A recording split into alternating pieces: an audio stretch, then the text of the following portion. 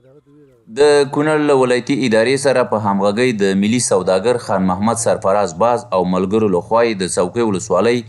دیوګل درې زلزله ځپلو ته د 10 پخو کورونو د بنسټ ډبره د څوکۍ ولسوالۍ د بابړو په سیمه کې کېښودل شوه. دغه کورونه 3 خونې، یو پخلنځی او 3 تشنابونه لري چې د جوړېدو چارې به یې د 4 میاشتو په موده کې بشپړې شي. د کومو کورونو افتتاح ته چې موږ راغلي چې دا د زلزله ځپلو دپاره موږ جوړوو، دا هر کور 130 متره مربع کې د دې ساختمان دی.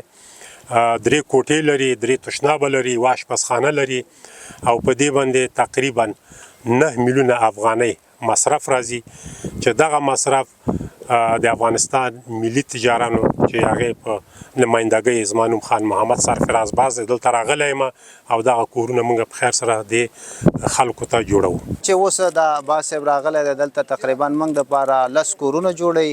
او په دې کې یوه کویه یې راته ایستله ده چې د دغې پروګرام لا سر ته نه ده رسېدلی، خو اوبه ایستل دي. نو موږ د دې ټولو نه خوشحال الله رب کریم د دې ته اجر عظیم ورکړي.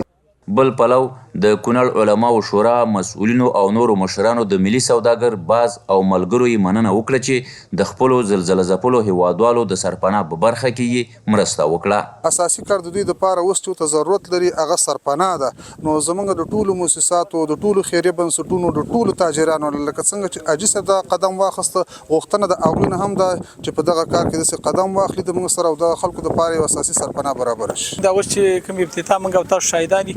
دا یو تن حاجي صاحب خان محمد سرفراز باز چې ملي سوداګر دی او د هغه ملګري، نو هغه خپله وعده سرته ورسوله. نن یې دغه 10 کورونه د 9 میلیونو افغانو په د مصرف باندې افتتاح کړل او یو جوړه څاه چې تقریبا دلته 50 یا 100 کورونو ته د اوبو ضرورت رافع کېږي، هغه هم افتتاح کړل، کوی ایستل شوی دی او د خلکو د استفادې وړ به وګرځي څو ورځو کې. د یادولو ده کونړ کې له زلزله ځپلو سره بېلابېلې مرستې ترسره شوي، خو په ټوله کې زلزله ځپلي له بل هر څه ډېره سرپناهو ته اړتیا لري.